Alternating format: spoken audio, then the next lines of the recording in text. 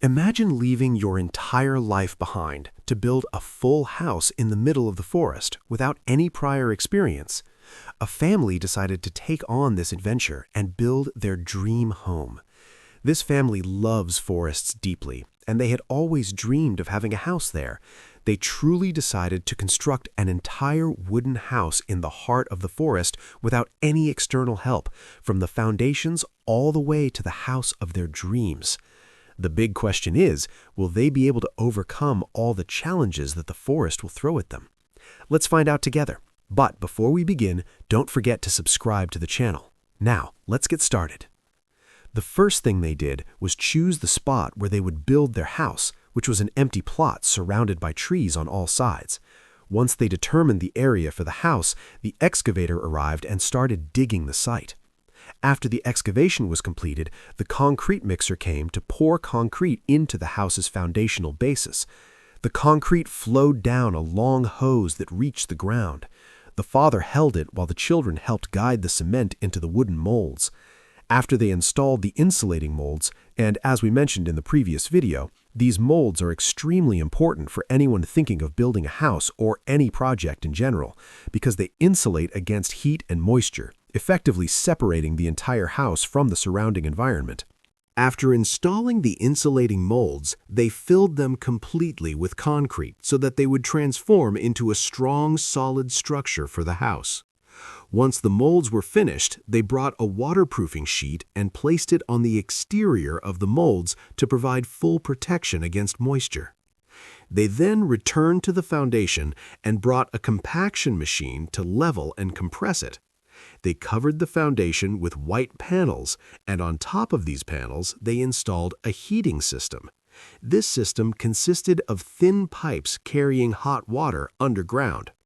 They secured the pipes firmly, leaving spaces between them, and once everything was in place, they poured concrete over them. Everyone worked together to level the concrete, ensuring it was perfectly even. Before the concrete fully set, they installed the first wall of the house. This wall divided the living space into two sections and defined the interior layout of the house.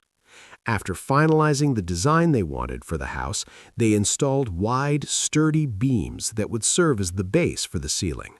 On top of these beams, they laid broad wooden panels, completing the base upon which the house would be built. Next, they prepared the areas where the balconies would be constructed. This began by marking the locations and digging them out.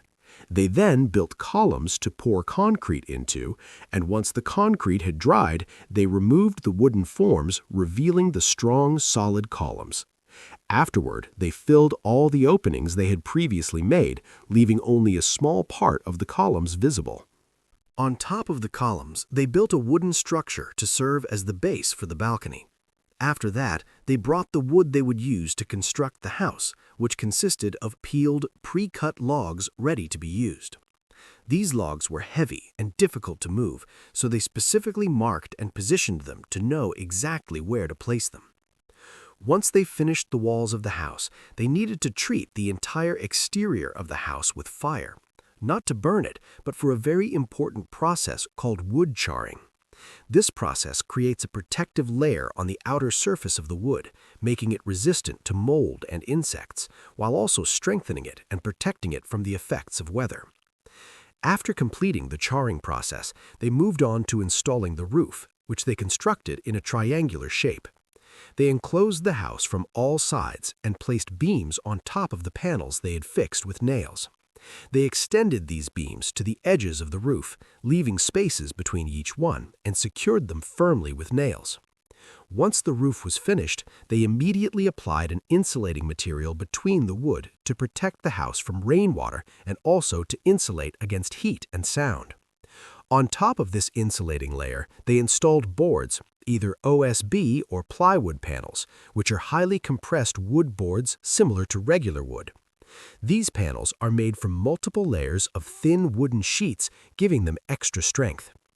After securing the panels, they covered them with a large waterproof sheet. To install the interior walls that would separate the rooms of the house, they needed to cut sections from the wooden walls that had already been installed. To ensure the wood was suitable for the space and the required measurements, the first step was to mark the areas to be cut using a laser so that all pieces would be precise and uniform. After marking, they cut the wood with an electric saw. Once all the sections were prepared, they began raising the interior walls that would divide the house, securing them exactly as planned. They bonded the walls with a very strong adhesive, in addition to using nails, of course. Next, they moved on to the windows. After determining the exact sizes they needed, they trimmed away all the excess material.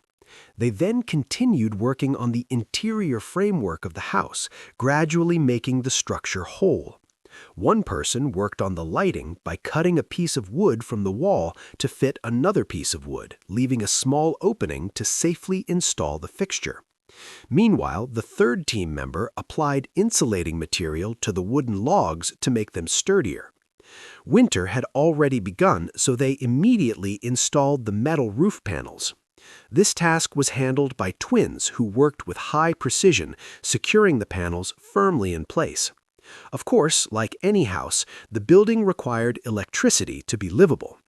They installed all the electrical wiring through the ceiling of the living space, bringing power into the house.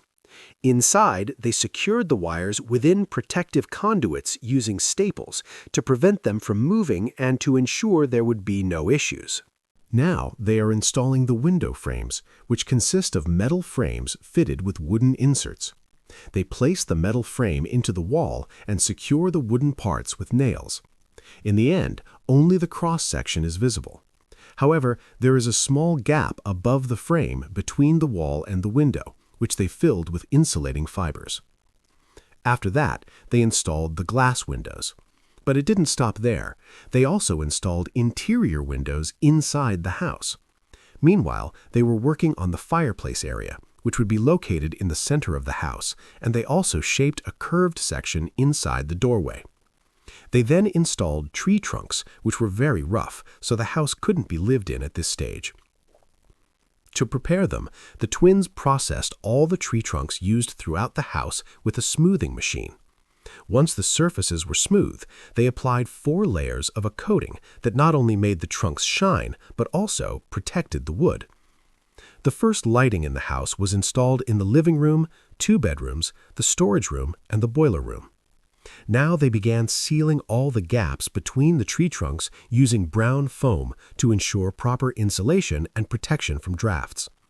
Meanwhile, the twins started preparing the interior painting. They planned to paint the entire interior of the house, covering approximately 7,000 square meters. Initially, they applied a base layer of color to ensure proper adhesion and compatibility with the final white coat. Inside the house, their father was preparing the walls of the main bathroom for tiling. They filled all the gaps with a cement mixture and then applied a waterproof coating. After that, everyone helped their father level the foundation. They spread a layer of mixed cement and smoothed it out, then placed strong insulating boards on top of the cement, securing them firmly with nails. This entire process was done to create a solid base for the house. Once they filled all the gaps, the foundation was ready. They then began installing the tiles, laying them with high precision and pressing them firmly into the cement to ensure they were solid and level. They used spacers to leave even gaps between each tile. After finishing the tile installation, they moved on to grouting the spaces between the tiles using a gray-colored material. Inside the house, they were painting the wooden pieces that would be used for the interior. However, since there was a lot of work, they decided to move the wood outside to spray it with a machine. Unfortunately, it started snowing heavily, which prevented the wood from drying. As a result, they had no choice but to bring the wood back inside the house and let it dry there. Meanwhile, they painted the surfaces of the coffee machine presses. One set was painted brown, while the other would be white. They planned to install a total of 54 presses throughout the house.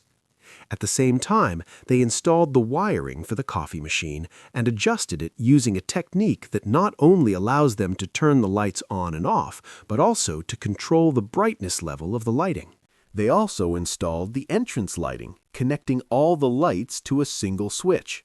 Now they were preparing the fireplace, which they planned to build with stones. However, they noticed that if they placed it too high, it would cover the location of the electrical switch.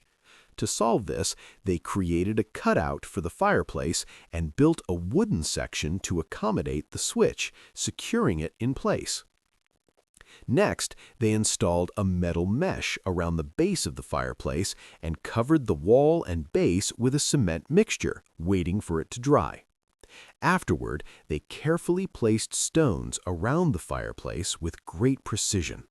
They also painted the wooden section around the electrical switch.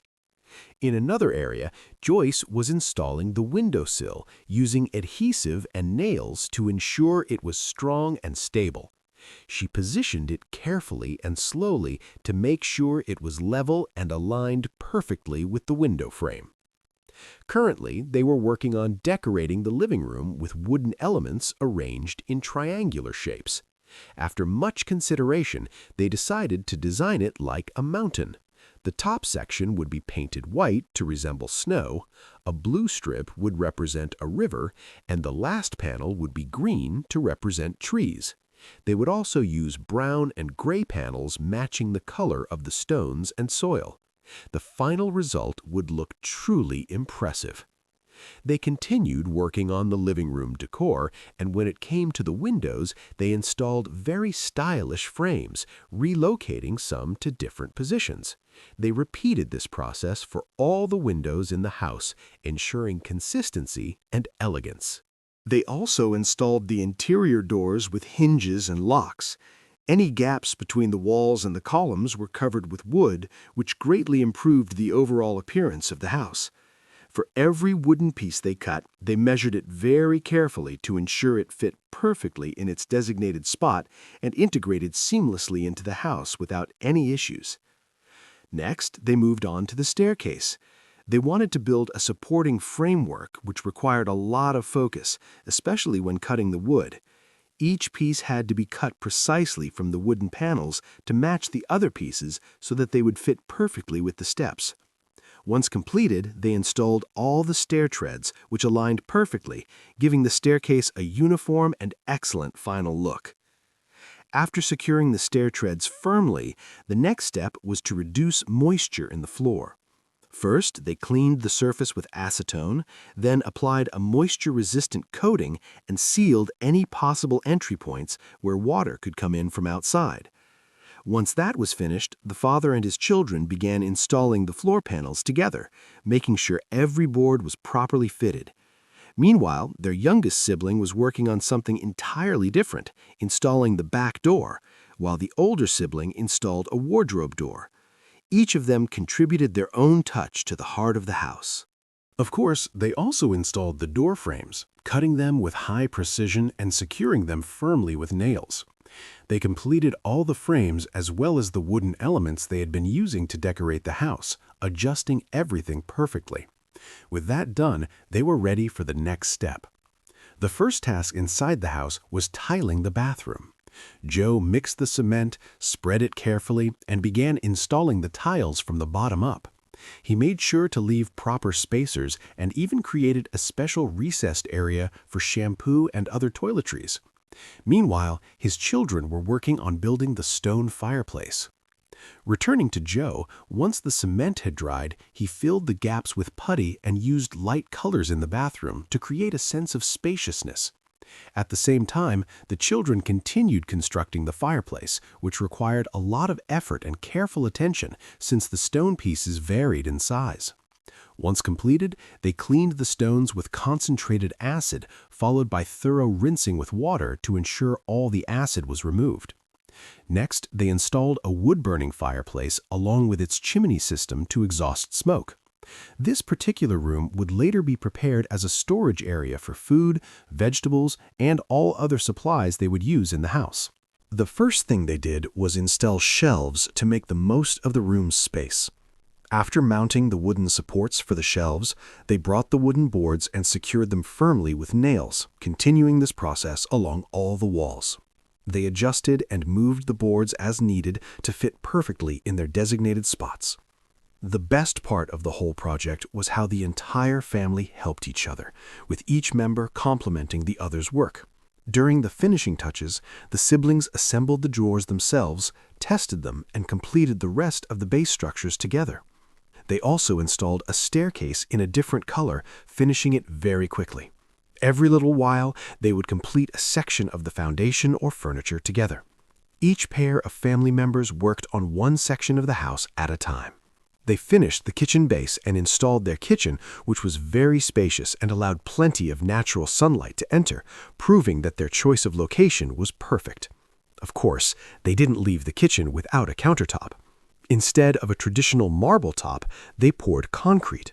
They first installed steel rods on a wooden board, then poured the concrete, smoothing it out to be level and leaving it to dry for several days. Once the countertop was ready, they placed the stove in its position and installed a central kitchen table. Their mother applied the final protective layer on the wood to preserve it, and they also positioned the refrigerator in its designated place. On the ceiling, they also installed openings to allow sunlight into the kitchen. Once the concrete had dried, they painted and finished it, and the final result looked amazing. They continued adding finishing touches in the kitchen, installing additional wooden shelves to store items and make full use of the space. After completing the final details, everything in the kitchen looked stunning, from the color coordination to the finishing touches. Just like they did with the kitchen countertop, they applied the same technique to the bathroom drawers. They poured the concrete but left space for the sink. Once it dried, they applied a layer to make the surface smooth and shiny. At the same time, they created concrete panels to place on the bathroom counter, which also helped prevent moisture. After that, they installed the washing machines, and the bathroom was fully ready. This family did an incredible job. They worked like a single team, always supporting each other. They built a complete two-story house. The first floor was designed to be open and spacious, with a large living room, an open kitchen, a big bedroom with plenty of storage, a private bathroom, and a dressing room. The second floor was dedicated to fun and play, featuring a nice area where the kids could play freely, a storage room, and an art room filled with all the necessary equipment. At the end of the floor, there were children's bedrooms. The entire family worked hard on this house, and they truly deserved this beautiful home. So, tell me in the comments what part of the house you liked the most, and don't forget to subscribe to the channel. Thank you.